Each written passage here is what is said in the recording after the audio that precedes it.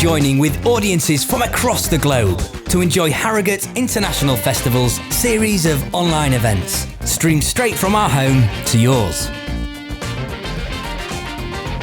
Sit back, relax, and enjoy two crime writers and a microphone as part of the Theakston Old Peculiar Crime Writing Festival. We promise you've got the best seats in the house.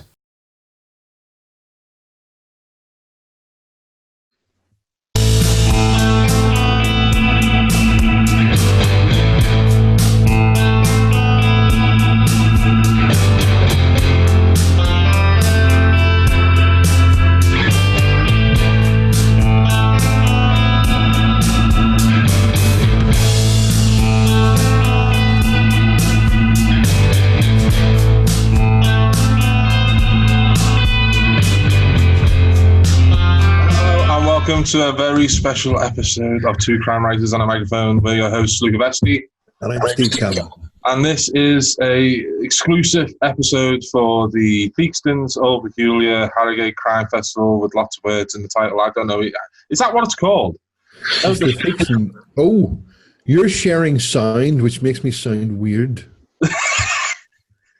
There's an echoey bit. Now, stop that now. I've stopped it, don't worry. That's excellent.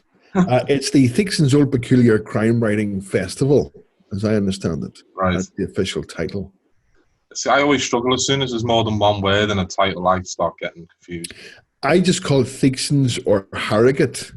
It's sort of the town is defined by the festival for me. Yeah, I mean, that's the thing, isn't it? Harrogate is like, it's just called Harrogate to me, and always has been.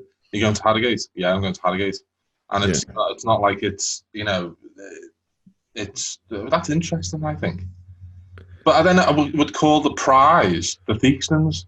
Yes, you go. It's the Theakston's prize, yeah. So I think we're covering all angles. We are. We're not. I'd only ever been to Harrogate to go to the festival, but I like Harrogate. When I was a kid, I think we went through Harrogate. Me grandparents took me and my brother to like this little cottage that they'd like hired for a week. And it was near Skipton, which I think is by Harrogate. I don't know. All I remember about it though is that we went to like about 6 different castles. Right. In that week, because I don't think my grandparents knew what else to do with like a 9-year-old and a 6-year-old. Go and see a castle. Go and see a Castles are good, do they, when you're that age? Oh, that's it. There's a picture of us. I need to find it because there's a picture of me and my brother, and it looks like we've scaled a wall. And there's like one picture where it's like taken and it looks like we've just scaled the outside wall of this castle. And then there's another picture where you can see that we're about a foot off the ground. You know, but the main thing I remember was that we went to this castle that it must have been like Queen Mary or something, you know, like one of like really old queen from like the 1500s or 1600s had stayed in this castle, and they had this bed like set up where she apparently had stayed on this bed, and there was like a red velvet rope around this bed. And my grandma, who was known for this type of thing, said, "Don't worry about the rope. Go and stand by the bed and we'll take a picture of you next to the bed." Right. Me and our kid were like, "Yeah, that'll be fine. Let's go and do that." So we went to the rope, went to next to the bed, and this alarm went off. Jesus. My grandparents ran and left us there. Oh, that's brilliant. That's brilliant. We were just stood there going like, "The hell? What are we going?" You know, we were away. They'd gone completely. They disappeared. I've got loads of stories about my grandma, who's like this proper, like old style British woman who hates anything that draws attention to themselves, but manages to do it constantly. Yeah. Proper hyacinth bouquet type of people. Oh, really? Yeah, brilliant people. Always, I've got so many stories about them when we were kids, because they would be the only ones who could like take us away and stuff like that. So they'd be the ones. And she was the one who kind of introduced a lot of books to me when I was younger as well. She would like pass on a load of books, and I mean, I carried on into my adulthood, but you know, they became like, you know, I didn't really want to read latest Bernard Cornwell when, you know, Stephen King had a new book out. Yeah. Well, Bernard Cornwell's good. You know, he did some good stuff too. Was he the sharp guy? Yeah, the sharp guy. But he also did like these books that were like set around Stonehenge, I remember. And there was like this book about Stonehenge, about like how the whole thing came about and stuff like that. That was fascinating to me as a kid. Like, you know, when I was younger. About like them, because there was this whole thing about the fact that the stones didn't come from like the local place where Stonehenge actually is. They came from like the hills in Wales or something. And it was like, well, how did they manage to get those stones from? And this story told it. I think it was called Stonehenge. Right. Have you ever been to Stonehenge? No, I've never done it. I don't know. I've been told, like, you know, you see like the pictures of Stonehenge and it looks like it's in like just like the middle of nowhere and stuff like that. But if you take a picture from a different angle, there's like there's like an A road just right next to it. Really? Yeah, and it's like not in the middle of nowhere, which, you know, that kind of ruins the ambience, doesn't it? Yeah, I have no desire to go to. I've seen a picture of Stonehenge, you know, and that's about it. Really, what do you need to go there for? Isn't that the case for everything, though? Not really. You know, I wouldn't mind seeing the pyramids, but I don't think I could be arsed going there. Do you know? Watching the TV. There's certain things I would like to see. You know, I would go to go and look at. But a lot of that stuff you can say, you see it on the TV. It's much better. I don't know. In the house and look at it. I always thought the same with like views and stuff like that until I actually went to see it. It's like, I've seen it on the telly, so that's fine. And then you go and actually experience like looking at this like mountains or, you know, rolling fields of whatever, and it's different when you're there. So I'd quite like to see Niagara Falls. Yeah, I'd like to see that. Have I told you my Niagara Falls story? There was a mate of mine, Ace, who is a lawyer and a brilliant guy, very, very funny. But he went to Niagara Falls when he was a wee lad, and he sort of had a vague memory of it. And we were in the pub one night, and we were talking about it, and the Niagara Falls just came up. He said, oh yeah, we were there, but we got there late, he said. And he says, by the time we got there, they'd switched it off for the night. And I said, so what do you... It was with 3 or 4 of us. And my mate Matt was there. Me and Matt sort of looked at each other and said, what do you mean they switched it off? He says, well, they turn it off at night time. And I said, no, they don't. Don't turn off Niagara Falls at night time. He said, they do. So we were only allowed to be there like 15 minutes and they were going to turn it all off. So, you couldn't see it. I said, are you kidding me? There's billions of gallons of water go over that fall. There's no, like... I think I said a wee man with a switch and a hut that goes, and then it's off for the evening. But he couldn't accept this, and we argued about it, good-naturedly, but there was an argument about it. And then about a month later, there was a friend of ours, an English guy, that we hadn't seen for ages, and he'd come home back to Northern Ireland, and where he was living, and we said, we'll have a poker night in Matt's house, and we invited Ace over. And I had met Anthony in the pub around the corner for a pint before we went round. And I said, so, how you doing? And where are we? He says, hey, I was travelling a bit and went to Niagara Falls. I said, right, brilliant. So we're going to have a wee laugh here. So we went in to play poker and we were talking away. And Ace was chatting away to Anthony and says, well, what about, where were you traveling? He says, oh, yeah, I went here and there and talked about it. And then he said, casually, dropped it in. Yeah, we went to Niagara Falls. And Alan sort of went, oh, really? Because this argument about Niagara Falls being turned off had gone on for some time. And he said, yeah. So the only problem was we got there late. And as soon as he said that, Alan sort of leaned forward. And he says, yeah, by the time we got there, they turned it off.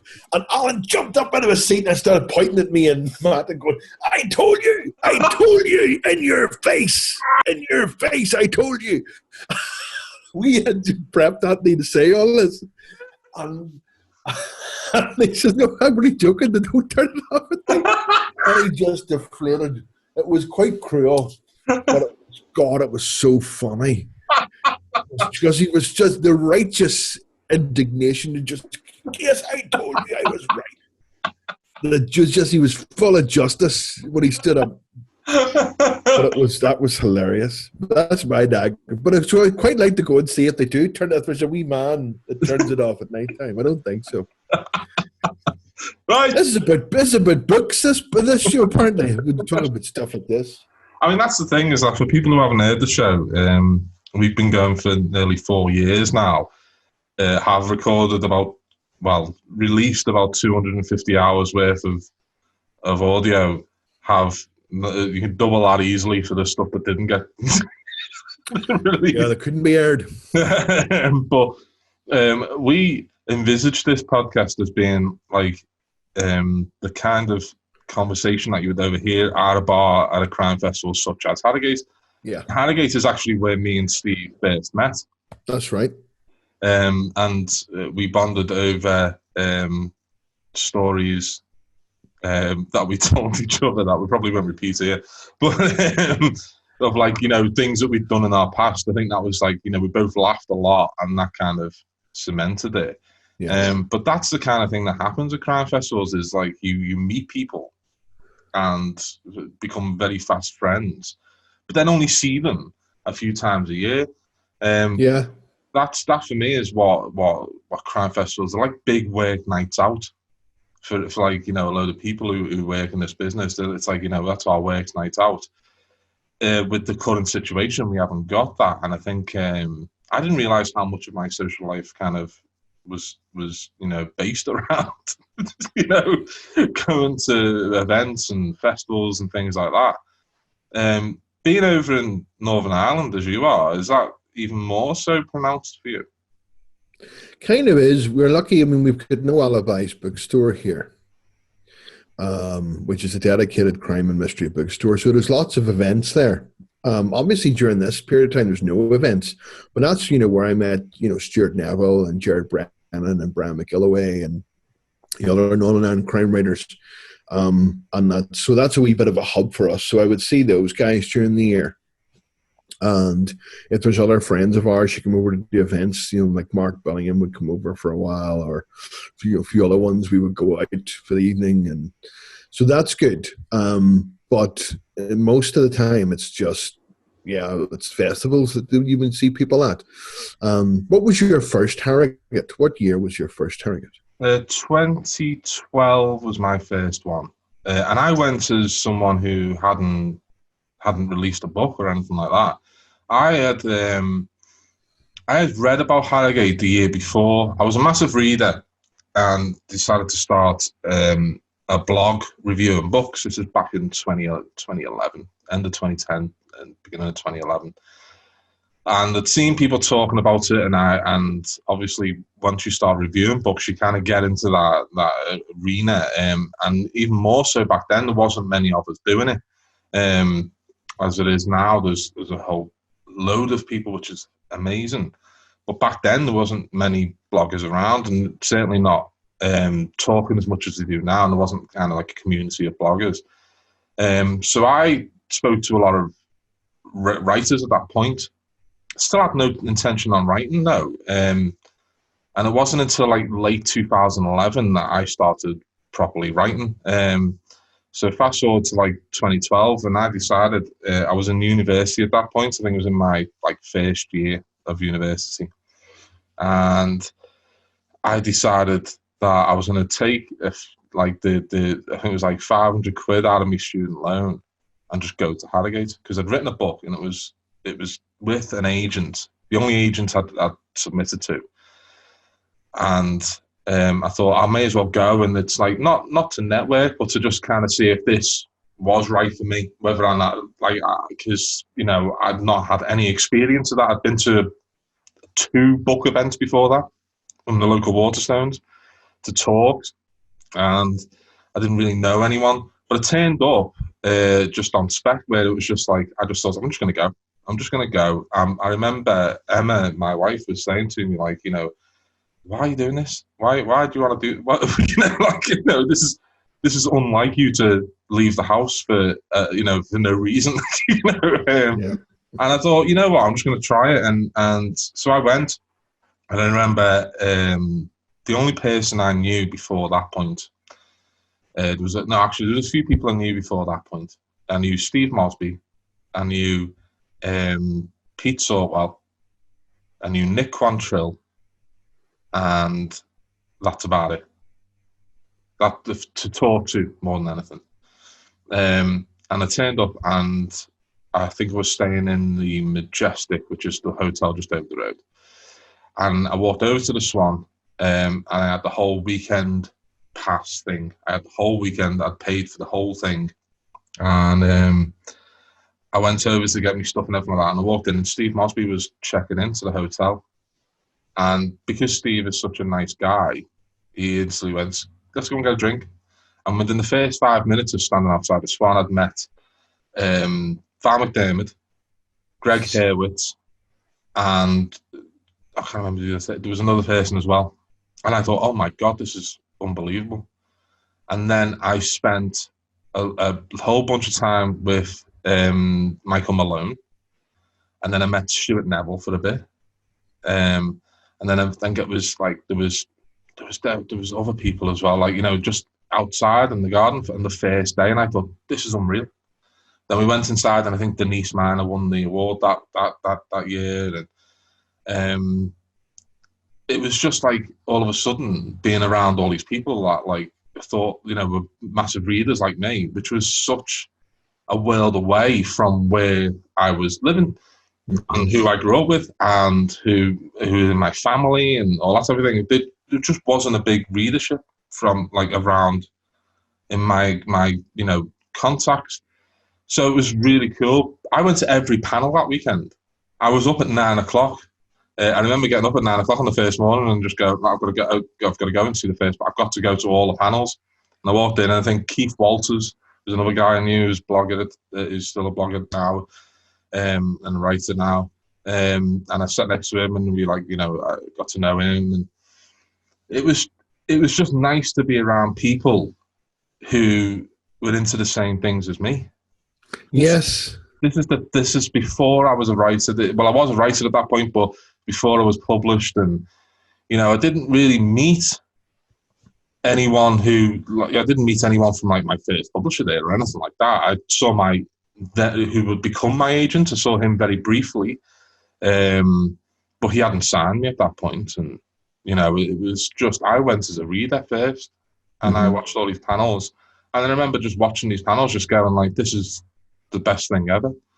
To watch these people talking about something that I love, these people who I've read and enjoyed for so many years, there they are on stage. And it just made me want to be up there with them. You know, it made me even more determined that this was the career I wanted. Yeah. That this is the community I wanted to be a part of. And I went back the next year as a published author, or a soon-to-be published author, I should say. And I remember the second year was the year a load of my proof copies for my debut novel were in, like, bags and given away and stuff like that. And I remember signing copies and thinking, what a difference a year makes. You know, like, I came last year as just a reader who just wanted to be, you know, involved. And then the year after, I'm signing copies of my soon-to-be debut novel that was coming out. And I just remember thinking, this is, like, the greatest place ever. And I've been every year since. I've never missed one since that first year because I just loved it so much. How about you? Yeah, I'm trying to remember. I think it was 2014 was my first Harrogate. I'm nearly sure. And I think I had a deal. I definitely had a deal at that stage. And I thought, well, I better go to this thing. I wasn't wanting to go. I'm nearly sure it was 2014. And went, and like you, I bought a pass. I stayed in the Crown, which I still liked. I liked the Crown. But still my favourite is the Old Swan. That's my favourite place to stay. That's where I love staying. Because you're right there. I know some people can't handle it and say, I need a wee break. I need to go down the street a bit and I understand that, but I love being around all of it. I love staying in the Old Swan. But I went and I didn't know anyone. And I had my deal, and I knew people from my publishers were going to be there, so I could say hello to somebody.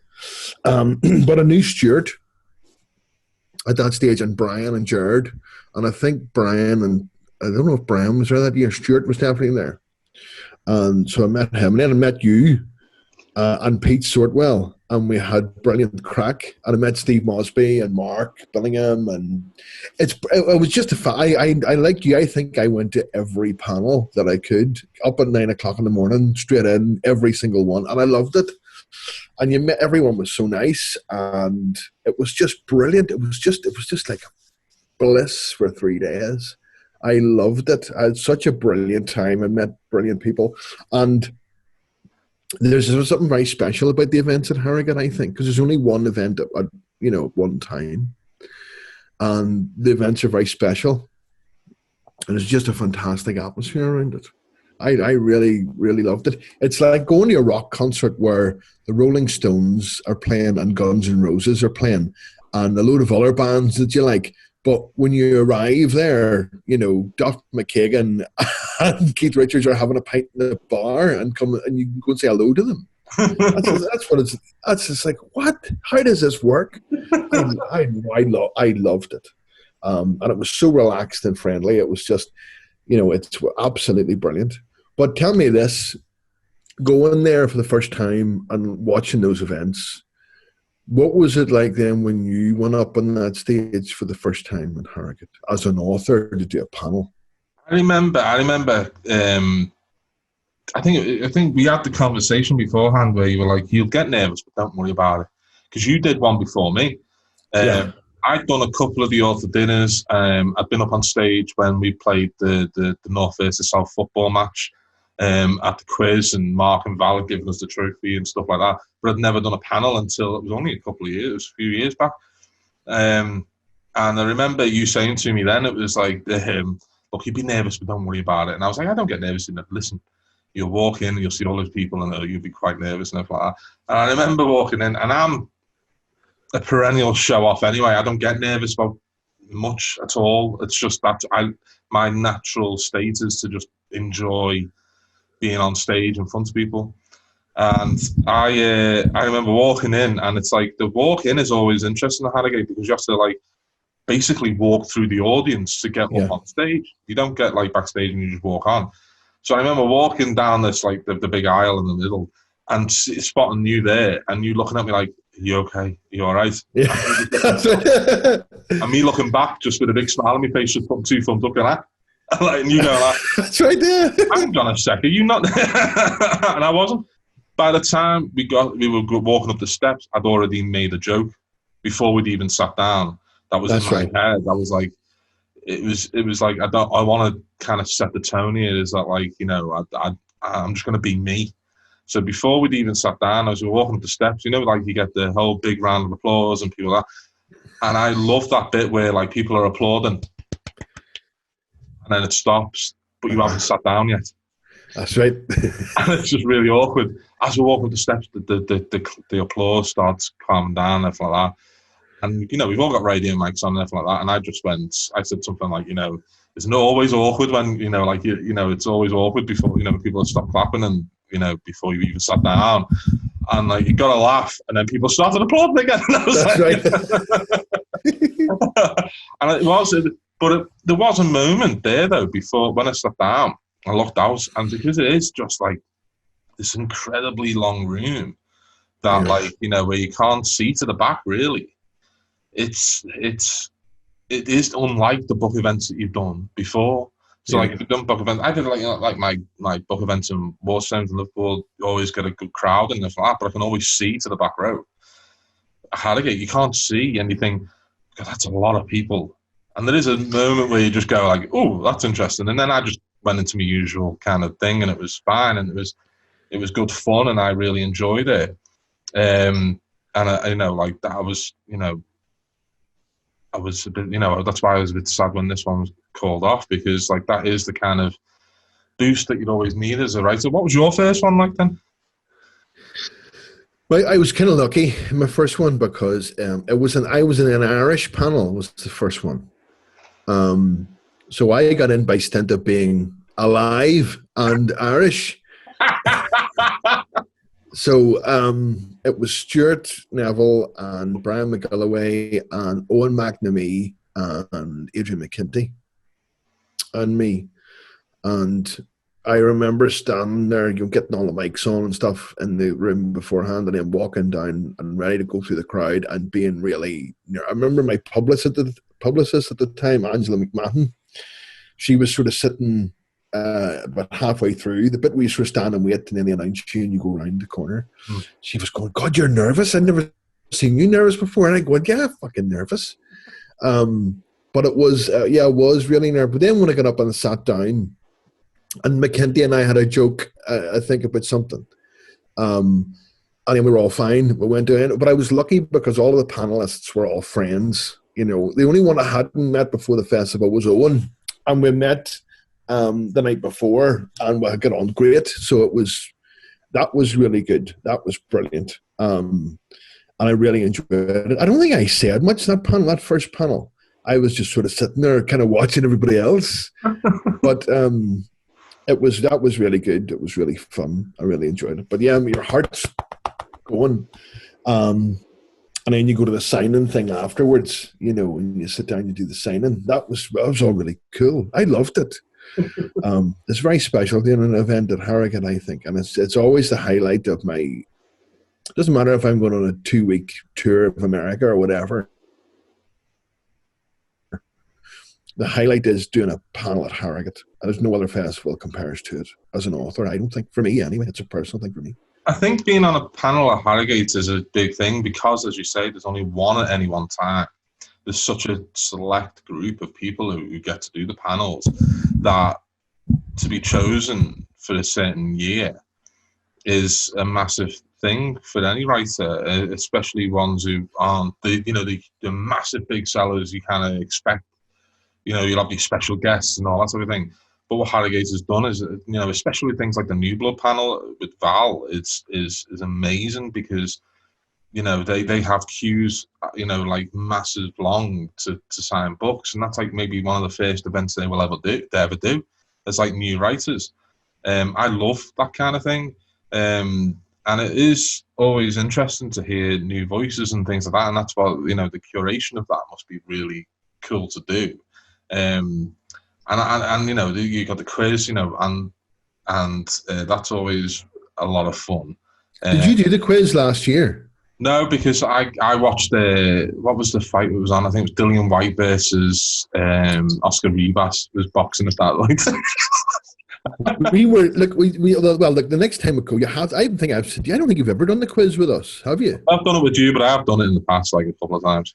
There's been, I think, the past sort of 2 or 3 years, we've done the quiz. Me and Stuart, and I think the first time we did it was me and Stuart and David Torrance and Brian McGilloway and Eva Dolan. And then last year it was me and Stuart and Eva Dolan and Johnny Shaw and somebody else. Was there somebody else there? I'm trying to remember. And we came second last year. Mick Heron beat us last year. Mick Heron wins every year. Mick Heron's team. Mick Heron and Sarah Hillary, I think, and a few other ones. Sarah Hillary, she knows everything. But we only lost by 1 point or something that was really close. So, and I think the year before that we were like 4th or 5th or something. But so we'll determine the next time. So you'll have to do it with us now. Well, yeah, because that point that you lost by, it probably one I knew, because it'll have been like... Well, it haunted Stuart for a while because Eva had the right answer. And Stuart said, no, that's not right, it's this other thing. Oh, no.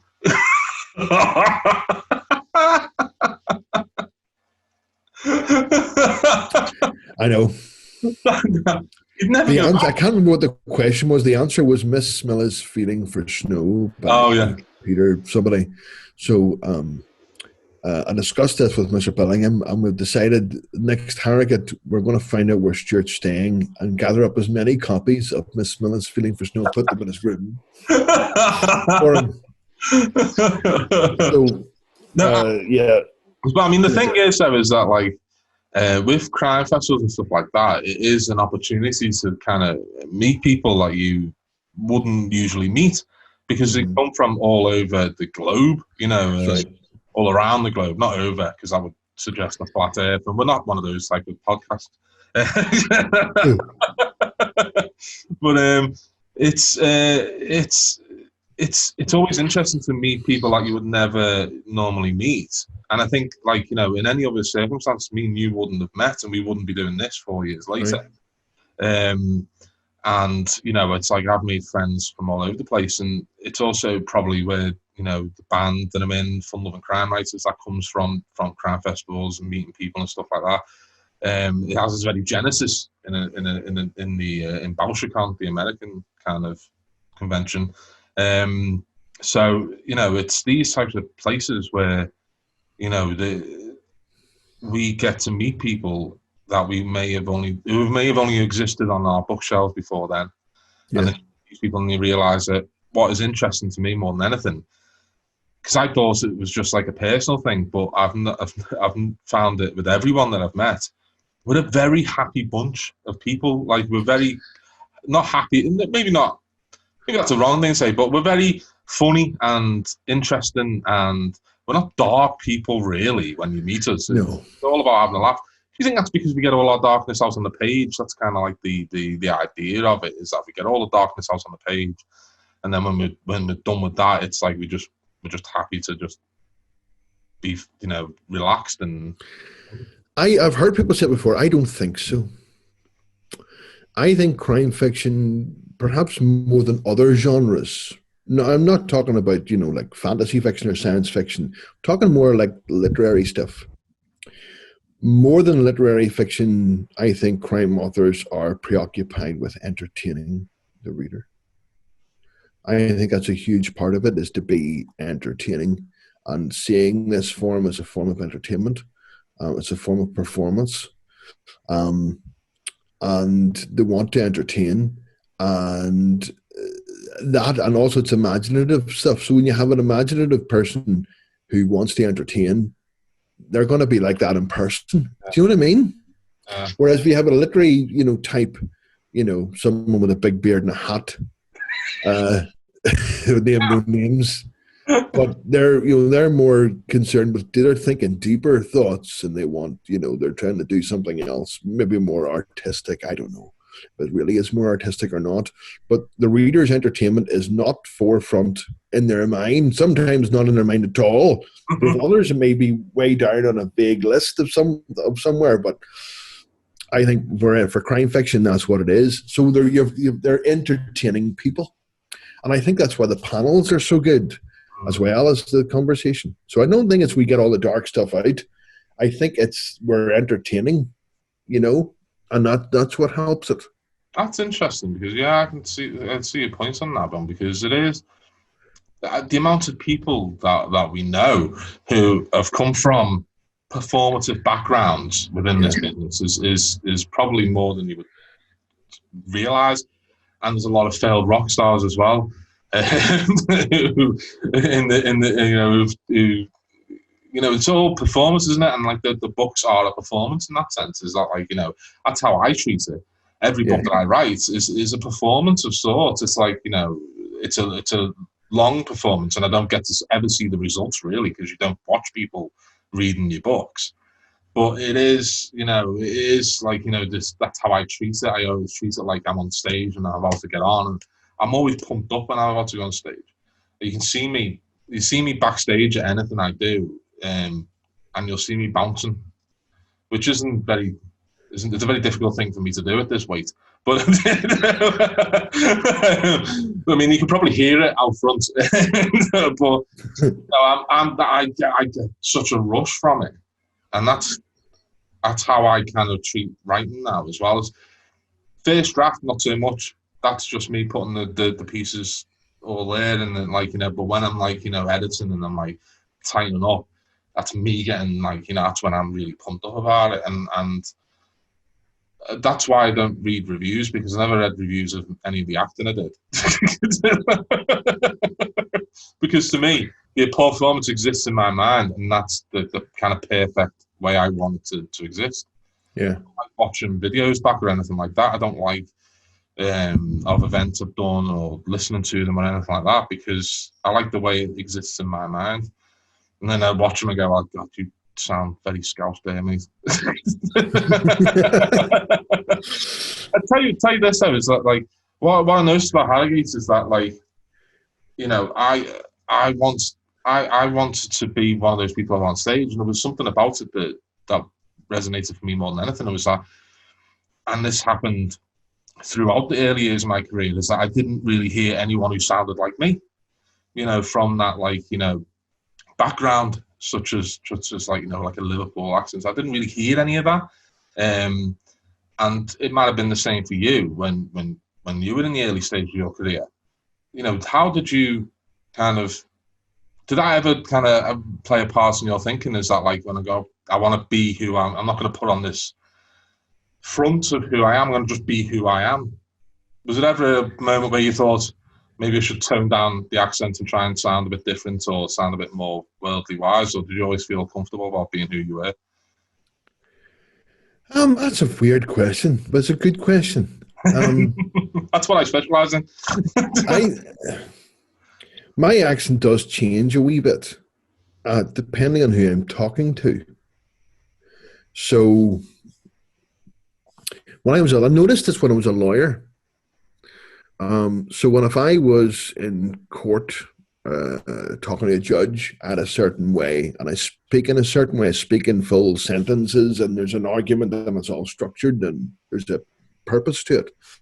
If I was speaking to a client, like a corporate client, I would speak as I'm talking now. If I was talking to a wee man from the Shangle, then there's a whole different voice comes out. And it just naturally does that. I'm not changing my voice, but that's just the way I talk. But when I'm on stage, I don't change it at all. I've never thought I'll need to change it and be more formal here when I'm doing this or I'm doing a performance. I just like being me most of the time. But my how I talk does alter a wee bit unconsciously depending on who I'm talking to. But a lot of people are like that. You know, if they have an accent and they go away somewhere and then they come back, the accent changes or broadens or gets stronger, you know. So, yeah, it's funny about that. But I've never thought, no, I need to put on a performance or I need to be, you know, need to change the way how I speak. But it was a different, you know, you can, Northern Ireland's a bit tricky because Brian is a very different accent from me. I don't know if you hear it or not, but Brian McGillivray has a very different accent from me. Owen's a very different accent. Stuart's a wee bit similar. Adrian has an American Irish accent now. You know, his accent is kind of gone a little bit. It's altered. But yeah, it's so I hear the differences. But yeah, there wasn't really anyone with a Belfast accent up there. So that was a wee bit intriguing. But I was, you know, I should mention as well, for talking about this, my big moment was last year when I went up to get be shortlisted for the Theakston's Prize. Yeah, I mean, I was going to mention it because the barrel is actually behind you. There. Yeah, there, I see it. You may not be able to see it if this is not video. If it's not video, you can't see it, but there it is there. Yeah, let's mention that because, like, and I'll go back to the accent thing. But that was the big event. It's an opening event every year, and it's one of the most prestigious awards that you can win in crime fiction, I believe. If not the most, apart from, like, you know, if they ever gave a crime writer a Pulitzer, yeah, it'll be all right. It'll be all right. But no, I think this is like, and you know, we've seen like friends win it over the years, writers we admired over the years. And I remember when you were nominated saying to you, I think you've got a really, really good chance this year of winning it. And you were like, no chance, get away with it. That's right. That's what I said. I didn't think I had any chance of winning. So at any point did you think, I need to prepare just in case I might win this? Or did you always believe you had no chance? I always believed I had no chance. Wow. So you didn't honestly. Did you have a speech prepared? No. As you can tell, if you ever listen to that, was ever any video of it? No, I had no chance. So who were you up against last year? Val McDermott for a brilliant book, and Mick Heron, Belinda Bauer, who's won it before. Mick has either 1 or 2 gold daggers as well. Yeah. Val's a gold dagger. Who else was in? I can't remember. Liam McElvaney. Was it Karam in there as well? Yes, he was there as well. And it's a brilliant book. So I thought, well, it'll be one of them that'll win. I'd sort of thought that Mick would win it. And Mick sort of thought that Liam might win it. And or we all thought, well, like, it could be Belinda Barr or Val because they're fantastic. So I was just making up the numbers. So I was just shocked completely when they announced my name. Couldn't believe it. I remember standing at the back. And I honestly, as I said, I thought you had a really good chance of winning. A 13 is what you won it for. And that had been, for that year, was life-changing for you. As you know, it was big year. And there was like this feeling I had where I thought, I think he's got it this year. I think he has. There was 2 I thought where I thought, you know, Mick Heron, I think, is overdue a win in a lot of ways. He's like, you know, and Val had written this book, which was like, after 30 odd years publishing, I couldn't believe how good it was. You know, it was just one of those things where, and then the rest of the shortlist, you start going down and go, fuck, this is a really good shortlist, and that's the case with the Theakston's every year. It's like the shortlist is. This year, it's an incredible shortlist as well. And so, like, do you remember when they mentioned when they read out your name, like what you felt at that point? I can't remember what I felt. I remember just having my head down. And they announced my name, and then Tracy, I was beside me, and just took my hand and said, "Oh, you've won." I can remember going, "What?"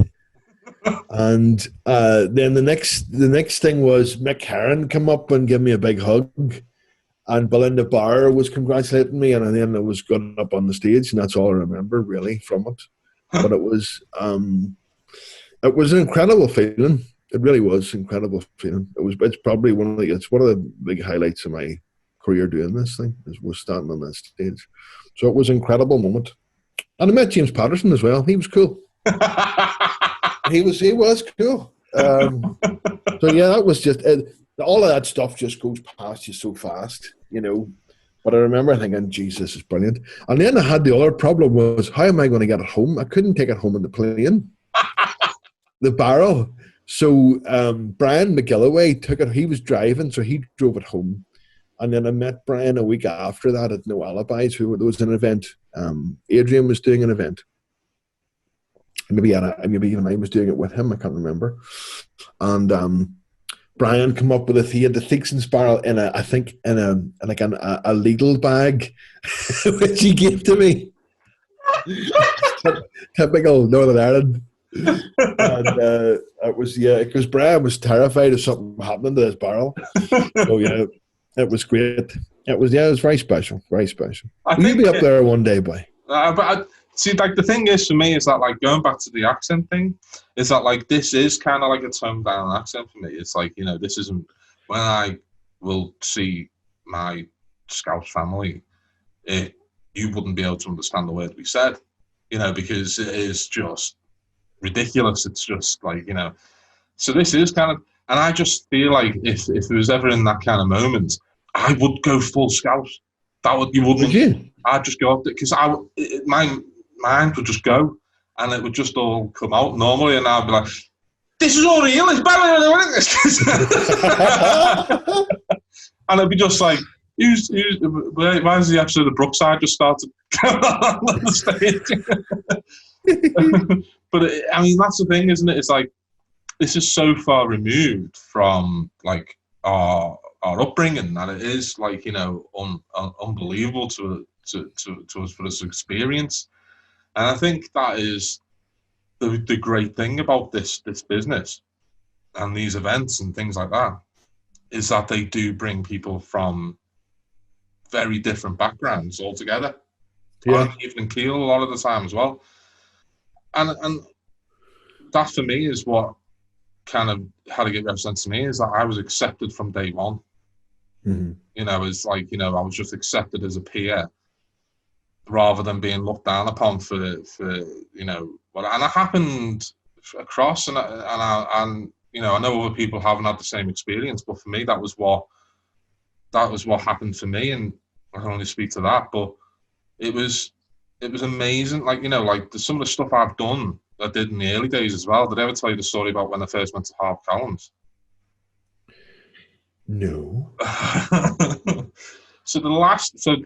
I went down to HarperCollins. So my first 2 novels were published by Avon, the imprint of HarperCollins, and they had an office. It's by Tottenham Court Road, around that area.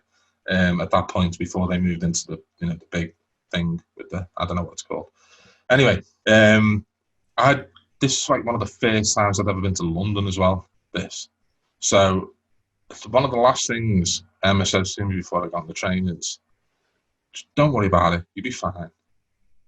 Try not to be too, you know. I was like, I knew what she meant. So I remember like this, like, right, okay, I've got to just be, you know, professional was the main thing.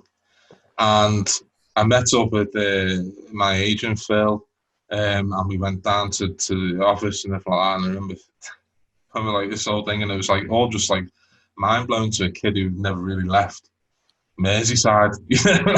I'm like, they're in the big city and all that sort of thing. And I'm about to meet my editor for the first time in the flesh, and I think we were signing contracts that day.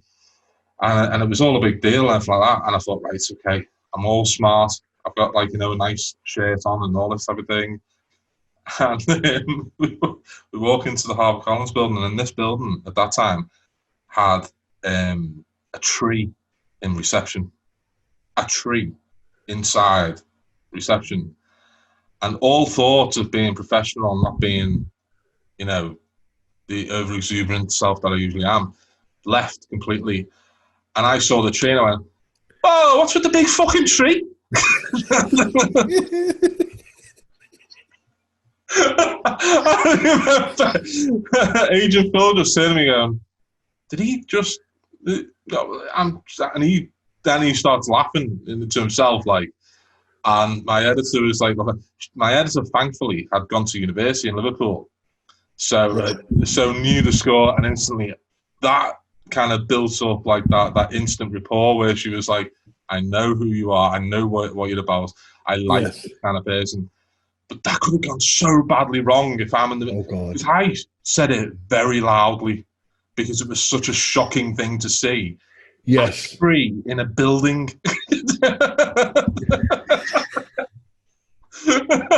And I'm just wondering if you've ever had one of those kind of moments yourself where it's like the Belfast in you comes out without you even realising. Oh, sometimes that happens.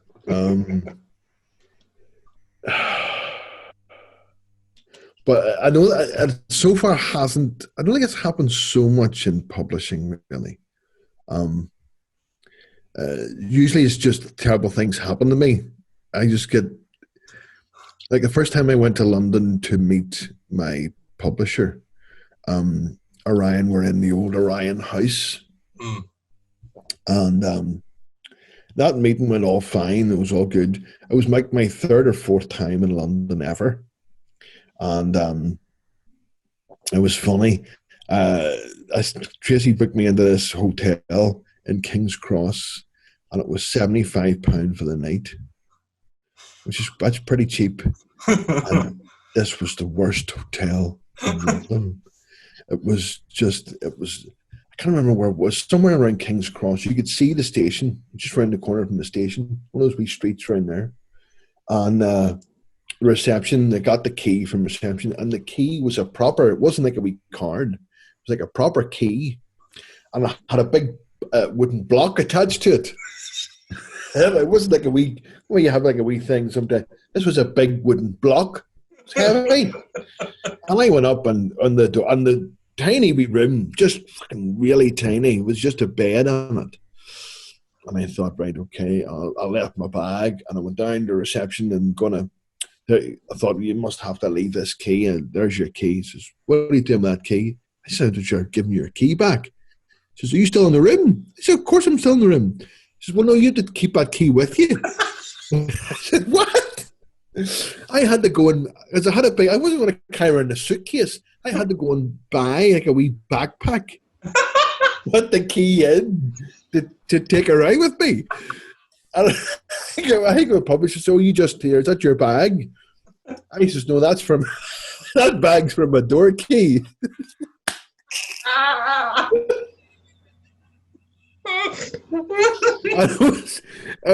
We went out with a nice meal and lunch and all. And then I went back to that room. And I was woken up at like 5 o'clock in the morning because the border police raided the hotel. So we all kicked in all the doors and all had to stand outside, and they seen me and check your ID and away you go. But there were about 20 guys all lined up outside, all being arrested. I got raided. Oh so it wasn't a great experience, but yeah, sometimes these things happen. I didn't realise there was hotels without windows in the rooms. Oh, yeah. That's what I've discovered in London, is that there's a lot of hotels with windowless rooms that were just like 10 quid cheaper. And I'm thinking, how many times do I really look out of a window anyway? It's like I don't give it toss. I'm gonna get the. But then you stay in there and it feels very, claustrophobic. You just feel like you're in this weird kind of box, and you think at some point, if I got stuck in this room, no one would ever find me. This is where I'm going to be found in 20 years' time. It's just me, lying in bed, just a skeleton. I tell you what, we should talk about is writing during lockdown. How did you find it? I know you've done a piece in the paper talking about writing during lockdown. Has it got any easier since it's restrictions have started to ease, or? No, well, it's as hard as ever. I think I'm getting a wee bit. This past day or two have been a bit better, but during the whole thing has been awful because it's not necessarily the lockdown. It's a wee bit harder when the kids are in the house. It just is, because there's more noise. And I've got an office now, so I don't need to go out to coffee shops to work. Is what I did before. That's what I did last year. I wrote books in coffee shops during the day, and a wee bit at night. But it's just been, sometimes people forget, writing a book, this is imaginative work. You're using your imagination, you're kind of daydreaming. And it's very hard to do that when there's a global pandemic raging, as well as, all the other political unrest and horrible things happening in the world, which are, somehow seem a lot worse at the moment. Everything's worse at the moment. We have the worst leaders for years, on both sides of the Atlantic. So it's awful.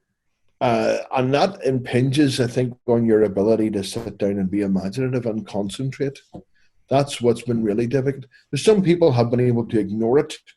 And I did have a couple of periods of productivity where I just said, I'm not going to look at the news or my phone or turn on the TV for 3 days. So that's been, and it's been hard to read as well. I've been so distracted. The only thing that I've been able to read really, I've read a couple of novels, but non-fiction, because I'm not having to imagine anything. I'm just, do you know what I mean? Yeah. And it's facts that I like. It's stuff that I like that's nothing to do with the world. Yeah. What about you?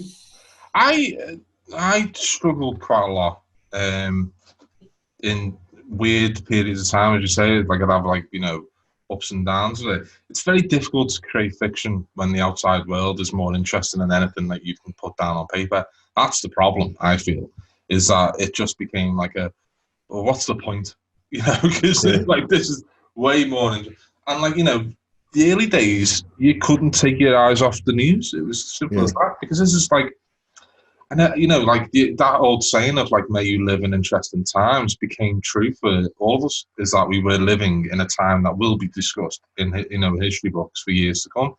And you do want to kind of absorb that as well. It's like you want to kind of know what's going on and all that sort of thing. And that is only going to impede on productivity, I think. As you say, the house became a lot noisier. There's usually like, 8 hours a day where I can get a lot done because the kids aren't around.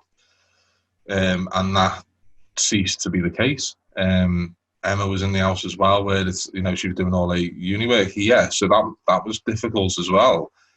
And then you want to give her the space to be able to do that because she's on a much more of a time pressure than I was at that point. So like, it was difficult. I'm getting right back into it now. I think that's just because this became like I never call it the new normal. I always call this a blip. I think it's the blip. It's not the new normal. Yeah. That's how I've dealt with it. So like, but they became like, I've got stuff to do now. I've got to get it done. But it was very difficult to kind of get back into that kind of, mindset of like, creating. I got lucky in the sense that I had a lot of edits to do at the beginning of it, so I could do them quite quickly and things like that. But yeah, I'm writing a new one now, and I'm like, not too far away from finishing it. And that is, that's been interesting working during this time because, as you say, it's a lot bloody more noisy than it used to be around the house. And I've got an office. This is the office. Well, my little corner of it anyway. And even then, it's very difficult because, you're aware of people constantly. You are. They need to be doing stuff and they need to, something's going on. And never conducive, as you say, it's imaginative work and you can be sat there. A lot of what it is, trying to explain to people, like, writing, if you're not just typing, you're not working, it's very difficult. If you just sat there and just, it doesn't look like you're working. You are working. But you are. But you can't explain that to kids who will just burst in and like, have you seen my DS? Every day, I feel like that's the case with the kids. Every day is that they're looking for something that, like, I have no idea where it is. I don't know where your things are. You keep your things there. I know where my things are. You're old enough now to know where your things are at all times. Doesn't matter. I can say this. It's either that or having to tell my youngest to put the lid back on the toothpaste 20 times a day. Oh God! My kids see my sink. You'd think there was a thing on Twitter about it, as if my kids are brushing their teeth, the toothpaste is all over the sink, like it's a kind of a collage, and there's stuff everywhere, big slugs of toothpaste sitting everywhere. It's like there's been a fight. It's wild. But like that's the thing, is that like that kind of like interruptions has made things difficult. But I think you kind of work around them, and you kind of you do discover ways of having to, because we do have to keep going. Yeah. Especially with the fact that, like, this book I'm writing now doesn't come out for another year, but it still needs to be delivered very, very soon. Like, before now probably was when it was supposed to be. Probably me too. But it's, I've got a book coming out later this year, that's what I was editing, and that's kind of done mostly for the most part now. If I'd have had to have been writing that one where it was like that time pressure was even more intense, I don't know how I would have dealt with it. But I think we would have just got on. I think I would have just got on with it and just would have found a way to do it. And people are still struggling, but they're getting through it now. I think people are adjusting a wee bit to it now, and just saying, right, well, look, this, you just have to do it. And as time has gone on, there's been more pressure put on people. And I think pressure helps, I think, certainly with me. So we're getting there. And hopefully, I'm hoping that there will be a vaccine in the new year for all of us. And this thing will just disappear and we'll be back at Harrogate next year. I can't wait to get back to being at crime festivals. Can't wait to being back around people who have the same love of things as me. I mean, I can hear people in the background now. Oh, yeah, me too. That's how bad this thing is. They know we're here. They know what we're doing. Yeah. It's just gone. But now I hope we're back in the flesh next year. As I say, this is a blip. This isn't the new normal. I hope not, because there's only so many times I can move my desk around to have a bookshelf in the background. I've done this on purpose because I can't handle the idea of it just being a blank, because it's just a blank wall there. And I just thought, you need something better. I saw all these people on telly and like, it has to be something more interesting in the background. Yeah. I've moved my desk as well, and normally I'm around this way. I'm looking at a wall, but I'm kind of looking at a corner here. But now, this is the kind of free-flowing conversation you can experience on Two Crime Writers and a Microphone. You can subscribe to us on all your podcast platforms, and you can get in touch with us on Twitter @Two Crime Writers. It's the best, worst podcast about books you will ever listen to in your life, because we don't talk about books very often. That's true. We don't plan anything. We just start chatting and see what happens. We've had some of the biggest names you can imagine on the show, and we plan to have even bigger names in the future. But yeah, that's the show. Thanks, Steve. It was a nice hour. Yeah, that was quite pleasant. I enjoyed that. Please subscribe to the show. We hope to see you next year in the flesh at the Harrogate Theakston Crime Festival. Lots of words in their title, Old Peculiar People. What's it called? Theakston's Old Peculiar Crime Writing Festival. It's just Harrogate to me. It's one of my favourite places. I miss it a lot, and I hope we are back there next year. Yeah, me too. We'll see you there for a drink. For now, I've been Luca Veste. I've been Steve Cavanagh. And we'll see you next time. Bye. Thanks for joining us. If you have enjoyed this event as part of the Harrogate International Festivals, please do think about a donation to ensure that our festivals can survive in the future. Donations can be made by texting HIF and the amount to 70085. For more events, please visit our online hub, the HIF Player. It's packed with upcoming live streams, events you've missed, archive recordings, and much more.